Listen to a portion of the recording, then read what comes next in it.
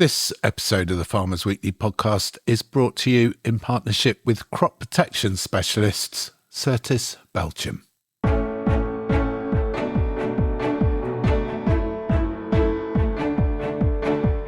I think many farmers are going to be looking at it and thinking, well, does that really change things for me or not? And when we see the country burning up in June here again, record-breaking temperatures, that adaptation to a changing climate is absolutely essential. And one of the things that the roadmap isn't clear about is where is that investment going to come from to drive that adaptation, to build the infrastructure on farms that we know that will drive the resilient food industry that the country needs. The government finally unveils its roadmap for farming, but will it deliver a better future for agriculture? We take a deep dive into Defra's plan to eradicate bovine tuberculosis in cattle. 10 years on, what has Brexit done to the UK farm machinery market? And we visit the Northamptonshire farmed estate, which has won a King's Award for Enterprise in Sustainable Development. Welcome to the Farmers Weekly podcast. I'm Johan Tasker. I'm Louise Impey. And I'm Hugh Broom. Straight to our top story. The government has finally unveiled its 25-year farming roadmap, promising greater certainty for English farmers and setting out plans to improve profitability, productivity, sustainability and resilience across the sector. The roadmap's accompanied by a response to Minette Batter's Farming Profitability Review, a package of 57 recommendations aimed at strengthening farm businesses and food security. I asked NFU President Tom Bradshaw whether the government's vision goes far enough to deliver the confidence and investment farmers need, and whether, indeed, the roadmap had been worth waiting for. Well, look, Johan, as you say, it has been a long time coming. There's elements of the roadmap that we really welcome. There's that strong commitment to domestic food production, the recognition that we need to be profitable businesses, and also the geopolitical situation has really had an impact, and that we need to build that resilience of the food system, which we can only do by boosting productivity. So that recognition is very welcome, but ultimately it's going to be the delivery and the action that comes out of it rather than the roadmap that's going to help rebuild the resilience of the food industry and the profitability of the farming industry. As far as I know, Emma Reynolds taking forward 53 of the 57 Batter's recommendations, the government already making a big play of what it has implemented already. Are you concerned about the missing the four recommendations they're not going to take forward? I think if we see delivery of those 53 of the 57 recommendations, then that would make a really meaningful difference, because it was always the sum of the parts rather than the individual recommendations that were going to be able to make the difference the industry needed. So I think where we see gaps at the moment is no sort of different schemes are being introduced for how we can really drive investment. There was talk about tax relief on loans, or 0% zero interest loans for new entrants and things like that. Some of that we don't think is going forward. There's not the commitment to the single research body, but I still think that the industry is looking at how it can coordinate itself better. But I think if we focus on the fact that 53 of those recommendations from Minette Batter's review will be taken forward, then look, if it's delivered in a meaningful way, that's got to be positive for the industry. And that's the key, isn't it? That it has to be delivered. What, from your point of view, needs to happen now that the roadmap is published? Well, there's 70 pages in the roadmap, Johan, that I think many farmers are going to be looking at and thinking, well, does that really change things for me or not? Whereas if we could see one side on water abstraction and building of reservoirs with permitted development rights, that could make a real difference tomorrow. And when we see the country burning up in June here again, record-breaking temperatures, that adaptation to a changing climate is absolutely essential. And one of the things that the roadmap isn't clear about is where is that investment going to come from to drive that adaptation, to build those reservoirs and that water storage, to build the infrastructure on farms that we know that will drive the resilient food industry that the country needs. And I think this is Defra's response, but we need buy-in from MHCLG, from Treasury, and from cross-government working to really recognise the strategic importance of food production and deliver on those recommendations. And buy-in too, I guess, from the new Prime Minister, whoever that might be. It looks like it could be Andy Burnham. They need to be supporting this as well. They do. And look, we need a government that's going to back business. And what we've seen over the last 2 years is a lot of talk about backing business, but without really understanding what that means. There's going to be questions, obviously, about inheritance tax and whether or not they're going to look at that again in detail, because it is a tax on business. It disincentivizes farmers from growing their businesses for the future, because if they build that valuation, there's potentially a higher inheritance tax bill. So the new Prime Minister will have a decision to make. Are they going to reopen that conversation? Are they going to look at how they can really enable businesses to grow and what we can deliver for our rural communities, as well as 70 million consumers that need access to affordable British food 3 times a day? Tom Bradshaw, thank you very much. Thank you. That's NFU President Tom Bradshaw. Louise, the roadmap, the government would say, I guess it's mapping the way forward for agriculture.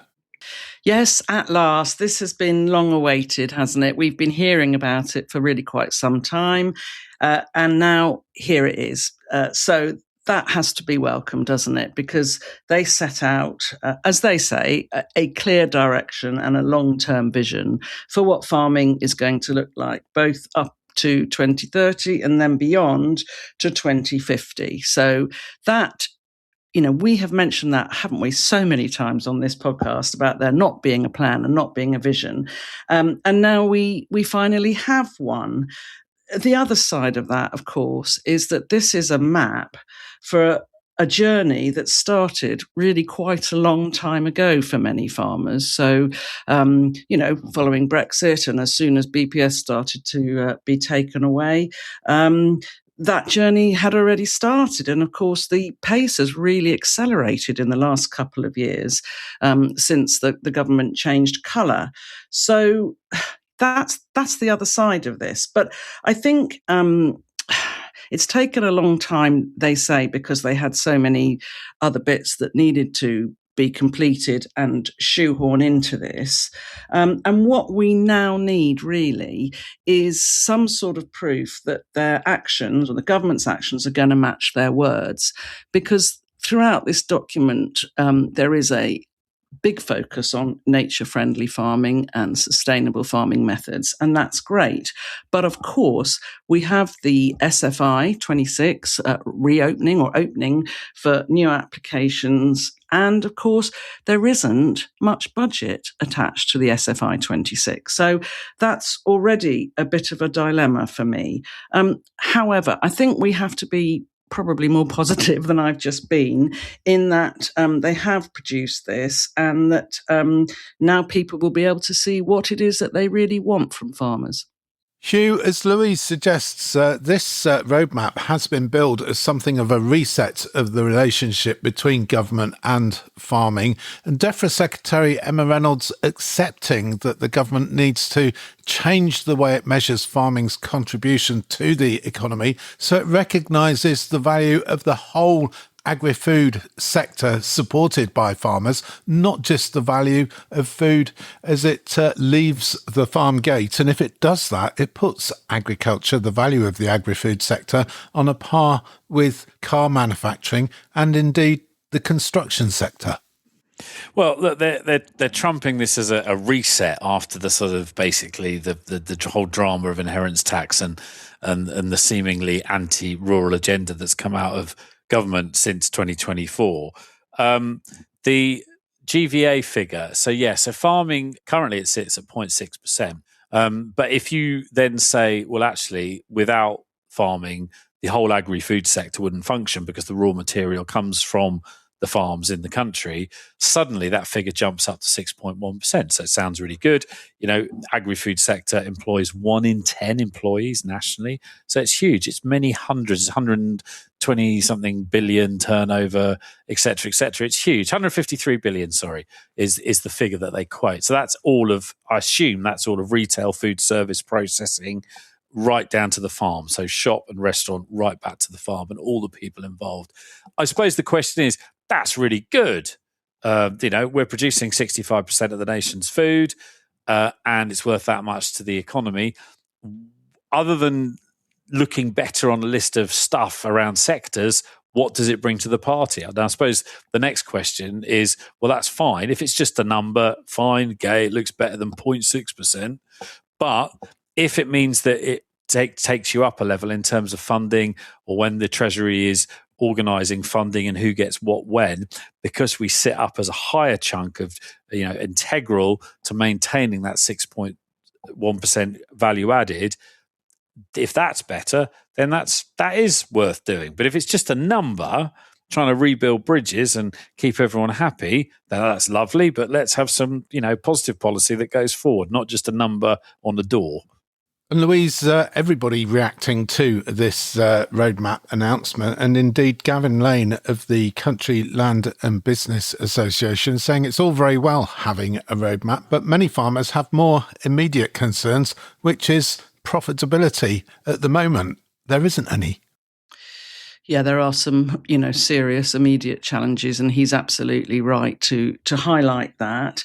I think one of the things that I have picked up from this roadmap and from what they've been saying about it is that they are very, very keen now to have a forward-looking approach and to move away from this sort of yearly focus that we've had on schemes and the sort of start-stop nature of them, chop and change and all the rest of it.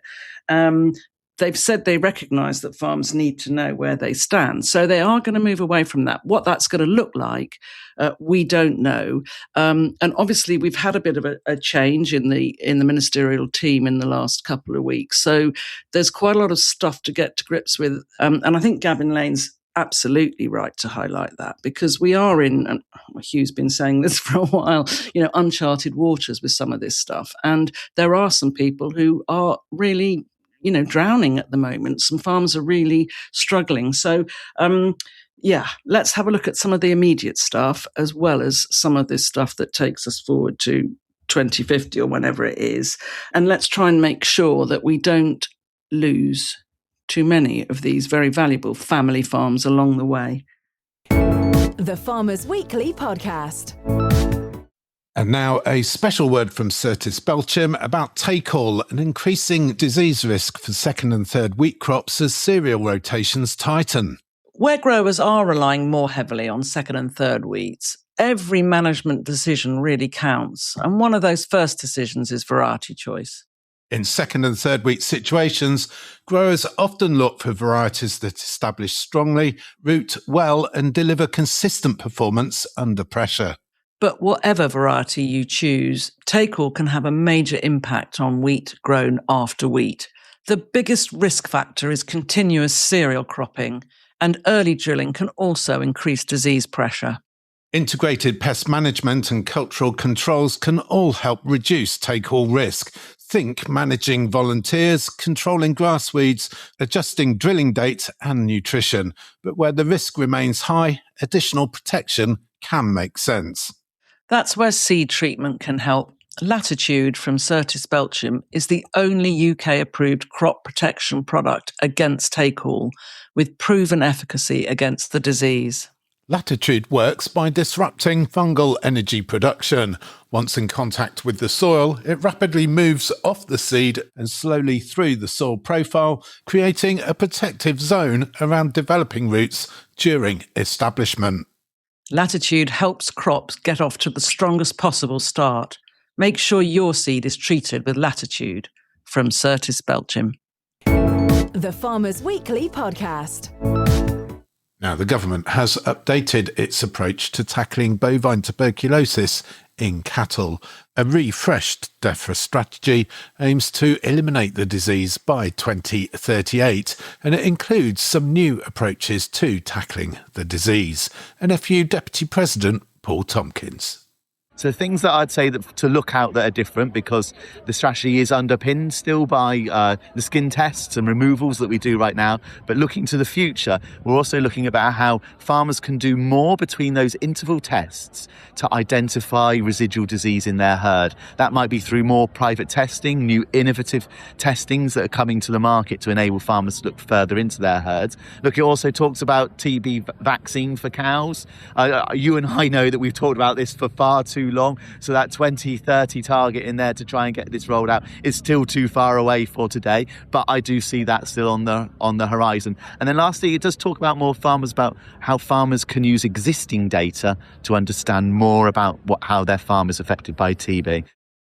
That's NFU Deputy President Paul Tompkins. Now, Josh Swain is a vet with Synergy Animal Health, and Josh told Hugh why allowing farmers to privately test cattle with the latest test technology is potentially a game changer.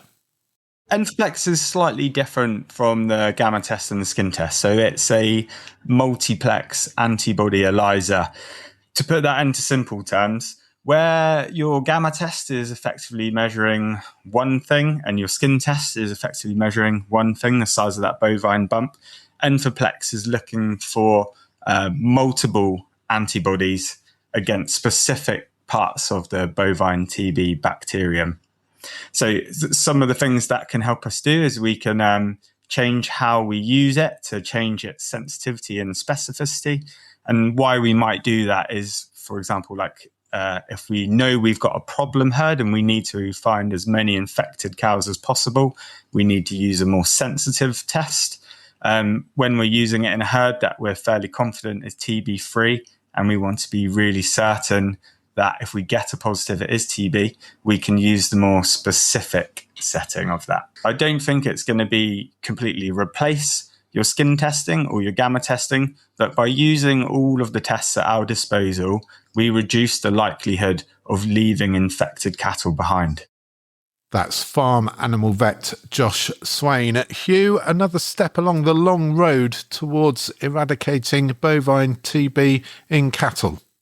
I think if you look at the overall picture, it is slowly improving. Obviously, we had some massive improvements over the last 10, 15 years, particularly with the wildlife control happening in the really endemic areas in the southwest. And actually, if you look at the overall headline stats in England, and actually even in Wales, where they had a big uptick in TB, the numbers are actually moving in the right direction. That's good. And I think this refresh, there's some stuff in here in the refresh which is really useful. There's some stuff in here that some people in the industry, certainly in our side of the agri-industry, are probably not so happy about, specifically, this continued basically moving away from any form of wildlife control and relying on vaccination.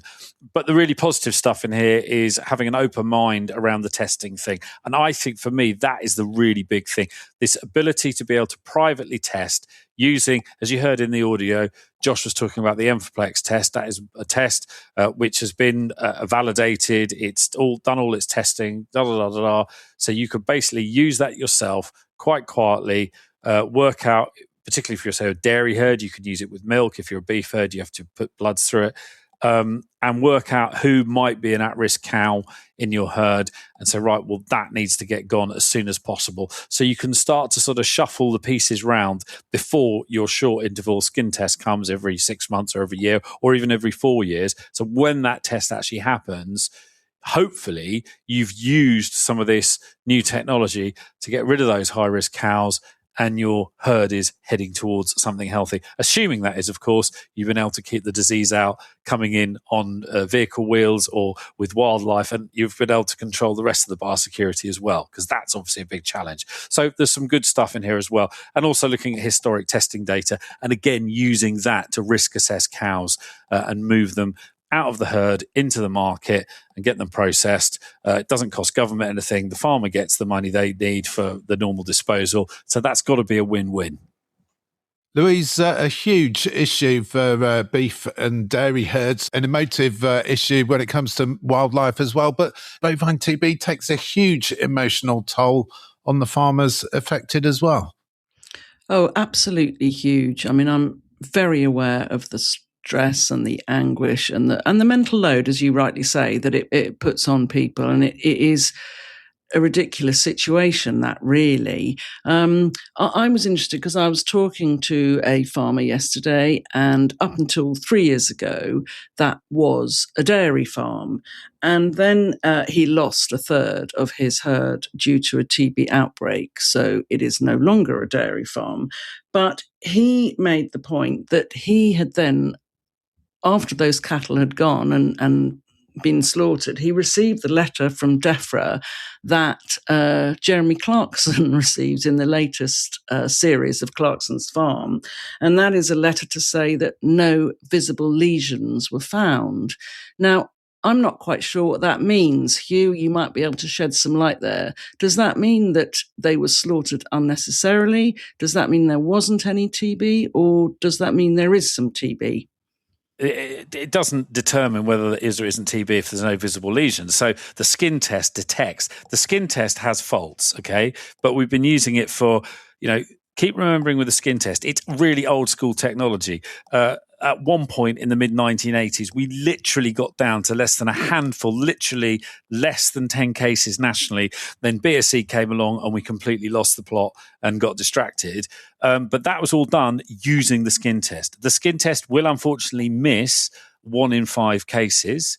Its specificity is not great. Its sensitivity, though, is 99.999999 and all the 9%. So if it gets a sniff of it, it's there. And it is perfectly possible to have a reaction to the skin test, which deems that animal a reactor. And then when you process the animal and you look inside, you might not find a lesion. And actually, if you found the lesion, that's really telling you that the disease is really well advanced. And it's not great, because if the lesions are there, then that animal's potentially been spreading the disease around your herd as well. So it is not true. And even though there's no visible lesions, the disease is still present in the herd. You've got to remember that this M. bovis bacteria, it is a really tricky customer. God forbid you got it as a human being. It takes months, even years of antimicrobial treatment. It's a slimy little so-and-so, and it hides itself away. It's like a terror sleeper cell. It burrows down and nothing happens, and then suddenly a moment of stress comes and suddenly it exhibits clinically and causes problems. So this is not like a binary virus. It's a really, really tricky customer. And Hugh, some non-farming folk and some of the non-farming media too say, well, if it's that bad, why don't you simply vaccinate your cattle? But it's not that simple. No, look, it's the whole thing about TB, because of all I've just said about what a slimy so-and-so it is, M. bovis, it is a combination of tools. It's like anything. It's a mixture of measures. And vaccination is one of those measures. There's a load of test work being done at the moment. They're using the old school BCG. The vaccine I was given as a child at school, it's a 1920s technology. It's not a binary vaccine for all the reasons about the physiology of the M. bovis. It's not like a sort of viral, like a COVID one, where you get a pretty amazing response rate. 99.9 something % of people produce an antibody and the disease is protected. It's locked out and it might work. In some cases, some of these viral vaccines, they last for life. They're a one shot and you're away. This is not the case with this. So whilst they're doing the testing on it, the other thing is they're trying to develop the Defra test so that you can see whether an animal's got TB or whether it's been vaccinated. So that will help. And that test is on the way to effectively becoming validated. It'll take probably a few more years. But even if you've got that vaccine, it is not great. We've got a vaccine, everyone. We can give it to all the cows and everything will be sorted. It won't be, because cows respond in different ways to it. In the same way, when they're doing the badger vaccination, it's really labour intensive. It does work. Some of the early indications show that it does have an impact. But again, it's not a sure thing, because some badgers will develop in the same way cows and people. They will develop a perfect immunity. Some will hardly develop any at all. And then that immunity in badgers, that immunity wanes very rapidly, and then you've got to go in and give it an annual booster. So vaccine at the moment, it will be a tool. It's one of many tools in the box. And all of those tools, they're the same old things. Good biosecurity on farms, risk-based trading, being really sensible about where they buy cattle from. As they would with any other disease, they don't want to expose their herd or their farms and their property to external disease threats. So it's being sensible there. It's the whole thing around regular testing and all that stuff comes in. So there are lots of things here. Look, this strategy, this refresh, it moves us slightly further forward. But as with everything with TB, everyone needs to do their bit to actually get on top of this. The Farmers Weekly Podcast. The Farmers Weekly Podcast.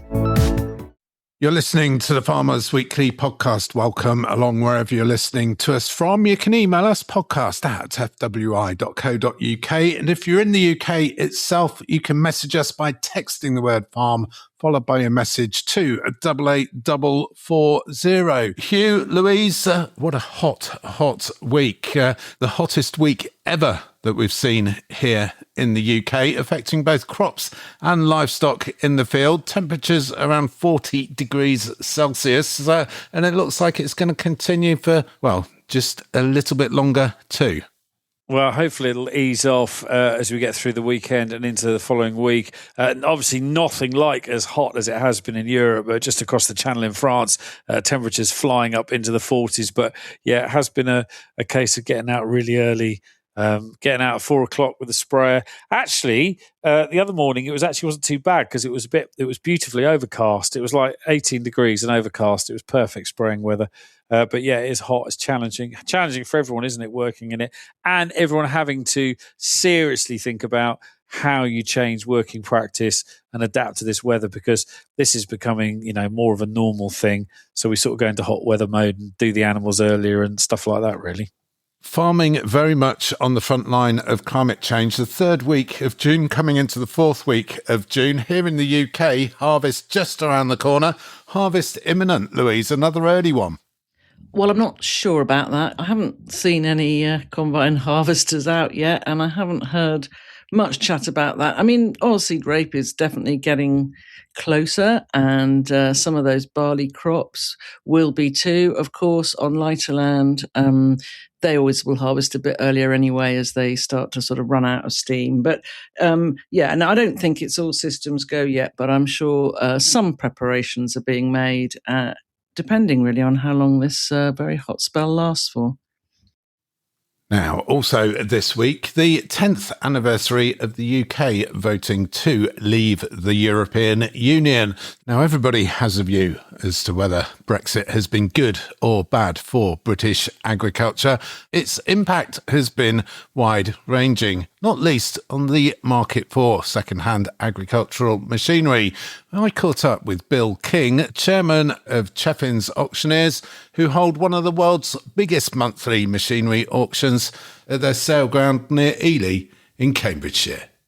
Brexit did cause quite a lot of turbulence. We probably immediately saw a drop in exports, mainly because of the requirements for sanitary and phytosanitary processes, which meant that all agricultural machinery that we sold going into the EU had to be cleansed. And I say cleansed rather than being cleaned. It had to be cleansed, and Defra had to issue a certificate.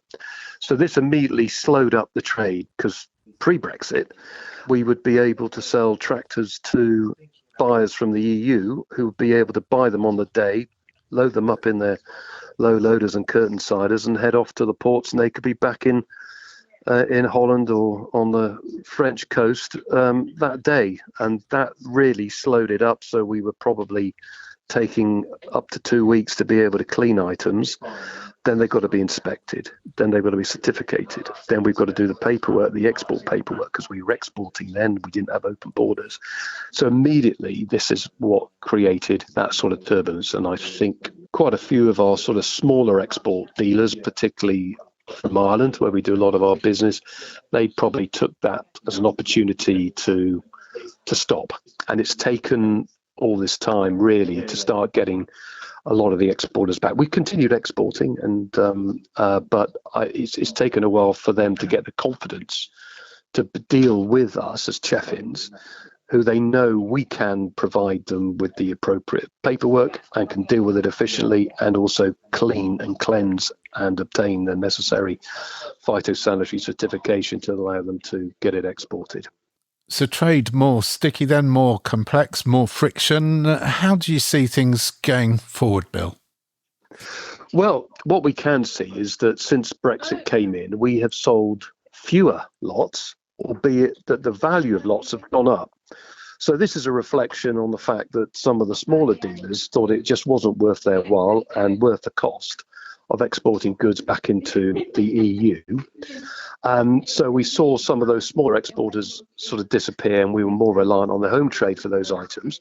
However, the bigger export agricultural dealers from Spain and the Republic of Ireland and Holland and Scandinavia and the Eastern European countries, France, Belgium, all the countries that we have been exporting to, we were able to continue exporting, but these were mainly for higher value goods, particularly tractors and frontline cultivation machinery. So what has happened is that the values actually that we're exporting has increased, which is a strange dynamic. So what I would say is, I think what we've done as a business is dealt with the implications of Brexit well, and we've got the confidence back from our export buyers, who are now confident in dealing with us as a firm of auctioneers, and particularly from our machinery sale ground at Ely, where we've got the facilities. We've got 3 operatives, 3 washdown operatives. We've got an industrial washer and other cleaning machinery that we can get the items cleaned as quickly as possible and on a low loader across the water. Lots of hassle then, lots of time, lots of expense, lots of hoops to jump through. You seem to have recovered or bounced back from Brexit. Any benefits at all? Is there a benefit for Brexit? I'm not entirely sure. I don't want to get too political about it, but I think it would have been better for us to be in the EU from an agricultural point of view, almost certainly, although I know a lot of agricultural people voted to leave.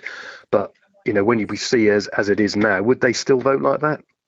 I doubt it. I mean, I think it's caused us a lot of cost, and it's caused us a lot of, as you say, friction in terms of selling equipment into the EU. That's Bill King of Cheffins Farm Machinery Auctioneers there in Cambridgeshire. Hugh, Brexit, 10 years. It seems to have been going on forever. I think it only seems like yesterday. It's just bizarre, isn't it? 10 years ago. To me, it seems less, actually, although it has been the psychodrama that keeps on giving, whether we're talking growth, whether we're doing everything. It sort of links back to a lot of it. It's been, I don't know, what's it cost us and what have we actually gained? And I think, I don't know. Look, I'm biased because I was campaigned to remain. But yeah, when you look at the state we're in now, and actually specific to agriculture, the big game changer is the support thing. And some would argue, absolutely, it's great that we're in control of domestic policy, although no one's actually managed to get a firm grip on domestic policy with a long-term plan. Possibly that might be about to change, but the level of support has obviously dropped dramatically. Even though they've capped support in the EU now, it's still significantly higher than what's on offer here. And that's it's had a huge impact, hasn't it, in 10 years on businesses, little lovely 250-acre farms with 40 suckler cows and a bit of this and a bit of that and a couple of a certain age running it. And they were happy with their 25 grand's worth of cap money at Christmas time, kept them tootling along. They've all gone now, haven't they? Now, whether that's a good or a bad thing, that is a huge debate we don't have time to go into. So some would say it's made us more commercially aware, it's made us more astute, and less lazy. Others would say it takes the resilience out of the job. Is it a good thing having less farmers on the land or fewer, more efficient farmers? I don't know. But given what's going on at the moment, and as we keep saying, current arable situation, virtually or very, very low support compared to where it has been, it does leave a lot of things quite perilous. So, yeah, it's a huge topic, but I think we're probably worse off as a result of it. There you go, Louise. Hugh putting his cards on the table, worse off. Yeah, well, I think Hugh summed it up absolutely spot on when he said there hasn't or wasn't a plan. And that's been the problem, hasn't it, really? Because if we had been organised, and I'm just talking about the farming sector now, not the wider economy, but if there'd been a plan, if we had been organised and everybody was absolutely clear about what they were doing and how it was going to work for them with some support for what the government wanted them to do, then perhaps it wouldn't have been nearly as messy. But because we've had this constant stop-start, chop change, it has just got really quite ridiculous. And as Hugh just pointed out, we're losing farms hand over fist. And I'm not quite sure that that's what the intention was when we set out. So that's a shame. And it's certainly caused an awful lot of stress and anxiety in the farming sector, which probably would have been nice if we could have avoided that. But who knows where we go from here? We'll have to see. They're saying they've got a long-term vision for farming now. So let's hope that works out. Trade in second-hand farm machinery hugely affected by Brexit, as Bill King from Cheffins was saying, Hugh. Trade in sheep meat and lamb to the continent hugely affected too. Yeah, look, the trade with the EU is our most important customer. They're 23 miles away, for crying out loud, across the blooming channel. We are now the third largest sheep meat exporter on the planet. Half of the sheep meat we produce goes to export, and the vast majority of that sheep meat goes into the near continent. And to add insult to injury, we're also, just for the sake of showing that you can have a Brexit trade deal, these ridiculous deals we've got with Oz and New Zealand, which totally exposes us to potential huge, it's over 60,000 tonnes now, potential tariff-free access of Australian beef into the UK market. How is that a good thing? When people are running around flying their little Union Jacks everywhere. It's complete nonsense. The reasons the deal was done, probably all done for the wrong reasons, just to prove that we could do a deal. Boris had to prove that he could do a deal. But long term, the damage there could be potentially huge, particularly, if the US ever gets back on track and starts producing enough of its own beef. This is long term because it's horrendous what's happening there at the moment. Thankfully, they're sucking in lots of that Australian. But, New Zealand beef coming into the UK, that went up like 27% in the first quarter of this year, albeit it's a small tonnage. Trade, missed opportunities, yes. Rubbish deals done, yeah, loads of them. So I don't think we're any better off. Thank you, Hugh. An overview then of the global trade in UK agri-food products after 10 years of Brexit. That trade, of course, having an impact and affecting UK farm commodity prices. Hugh, those commodity prices this week, what are they doing? Thank you very much, Johan. The finished steer deadweight this week edges up slightly, a couple of pence, 595.6 up from 593.2. Live weight 341.2, that's gained 0.2 of a penny. Sheep still strong, but not as strong as they were. Dropped back quite a bit this week. The deadweight SQQ back to 906.4, back from 936 last week, but still way ahead of where it was this time last year at 748.8. On the live weight 423.8, that's dropped back about 20 pence on the week. Pig SPP gains. It's gained. It's gained 0.1 of a penny, 178.1, so that's good news. Arable, not looking so hot. Feed wheat, 177.7 is your spot today. That's back about £3 on the week. Milling wheat drops back about £6, 186.80. Feed barley drops back £3, 144.50. Oilseed rape also back about, it's back £8 this week. 427.1 on the spot. Feed peas 203.9, feed beans 231.4. And if you are fueling tractors this week, it's all moving in the right direction as you'd expect with all that's going on or not going on, which is a good thing. 78.58 is your quoted price on the Wednesday morning ring round this week. That's back a couple of pence on the week before, but it's still not as low as it was a year ago when it was 69.97. The Farmers Weekly Podcast. The Farmers Weekly Podcast.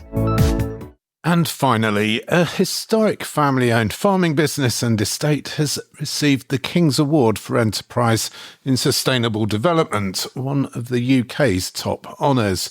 Granted by King Charles on the advice of the Prime Minister, the award recognises outstanding achievement in sustainability.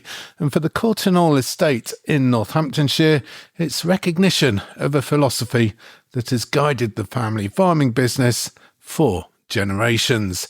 Courteenhall managing partner Johnny Wake told me he hoped the award would generate wider recognition for sustainability and farming. 2 times before we've tried entering awards that are sort of business awards rather than anything to do specifically with the industry, and both times they've sort of not really had any understanding of what it is that we do and how we are offering sustainability in ways that other businesses and other industries just can't really do it. And so it's been particularly nice for us to get that kind of recognition from the wider business world. You're farming 800 hectares of arable land and pasture for livestock. You're doing interesting things with carbon, renewable energy, a broad range of stuff when it comes to sustainability. You could say we're doing lots of things that lots of other farming businesses are doing. I think that's fair. We're doing some of them quite well, and I think our strength is actually in the breadth of what we do rather than necessarily in the depth of it. Though there are some areas where we're quite deep. I am quite well known for sending people to sleep by just talking about heat pumps, for example. And you joke about heat pumps, but overall, what is your ultimate goal? What are you trying to achieve here? It fits with the classic farming desire to leave the place in a better state than you took it over in. We have a mission statement, a bit cheesy, I know, a bit corporate maybe, but I want everyone who works here to have a good understanding of why it's worth getting up when the alarm goes off in the morning. And our mission statement is leaving a legacy to be proud of. I want anyone who has anything to do with our business to be able to imagine taking a grandchild around at some point in their lives and pointing to the things that have happened in their watch and being able to do that with real pride. And sustainability is great, but it's not actually an end in itself. You have to have a reason to be sustainable. And I think that reason for us is being able to leave something behind that we're proud of. Royal recognition then, Johnny, but do you think the award will have any wider benefit? Will it unlock any doors for your farm business, do you think? I'd love for it to be able to get us planning permission more easily. I'm not sure that's going to happen though. I think it probably does 2 things, Johan. One is it's recognition for the team, because we've got an amazing team here and they really have put in a phenomenal amount of work over the last few years to get us where we've got to. So that's really nice, and hopefully that's a really good pat on the back and helps keep them motivated. The other main aspect of it for us is it's good timing, because we're about to start building a large farm shop and restaurant here on the southern edge of Northampton. And it gives us an opportunity to sort of to help promote that with this, and gives us real credibility. It's not us just saying that we're good at sustainability. There's a really, really rigorous process to go through for this, which is highly independent. And so we can put that sticker on our box. It lasts for 5 years, and say that we're the real deal. That's Johnny Wake from the Courteenhall Estate. Louise, a good story, always good, I think, when farming gets wider recognition, when it's recognised by the wider society, and we're not just patting ourselves on the back, somebody else is patting us on the back.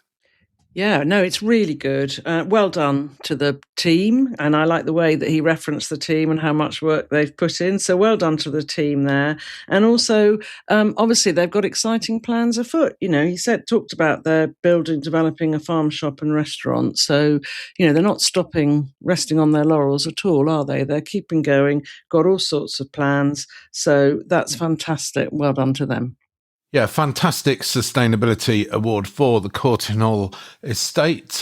Hugh, earlier on the podcast, we talked about 10 years of Brexit. Next week, 10 years of sustainable agriculture in terms of the Groundswell event near Hitchin in Hertfordshire. Yeah, no, absolutely. It is. It's great to hear, as you say, a farm business being recognised by the King's Award, of course, which is very important as well. And as Johnny said there, for the people that work with him, it's a real pat on the back. And yet, Groundswell, 10 years. So it'll be interesting to see what's there. It's always a show. It's probably the only show, I think, where the density of NGOs on the showground is probably higher than probably, I don't know what comes next. Possibly, no, I was going to say an arms conference, but no, arms trade, there'll be a few NGOs. But yeah, I don't think there's any show where you'd have such a high density of NGOs per hectare. Probably anywhere on the planet. So that's always interesting, seeing stall after stall of someone peddling a different lobby idea. But yeah, it's always an interesting show. So I'm really looking forward to that and seeing what people have got to say.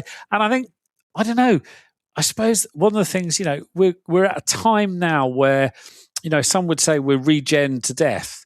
Certainly all of the wacky, processors and trademarks and brands are trying to slip. I mean, geez, you can buy a bag of GoCat, which has got regen, a picture of a green tractor, and it's all about regen in the GoCat, for crying out loud. So those things are really important. But I think we're getting to a point now, aren't we, which I think is interesting, where people, they're down this regen journey, and there are people making some really harsh decisions on the way forward, whether it's all about regen, whether it's not actually that good, or whether actually they're best placed doing what they were doing all along, if they're actually going to make any money. So it'll be interesting to hear all those views when we get there next week. Yeah, bumper episode of the Farmers Weekly podcast from the Groundswell event in Hitchin next week. Do say hello if you see us on the showground there at Lanark Manor Farm near Hitchin. That is it for this episode of the Farmers Weekly podcast. We do, as always, hope you've enjoyed what you've heard. If you have, please do subscribe to us wherever you get your podcasts. And if you've really enjoyed what you've heard, do, as always, leave us a 5-star review. That's it, though, for now. Until next week, I'm Johan Tasker. I'm Louise Impey. And I'm Hugh Broom. Thank you for listening.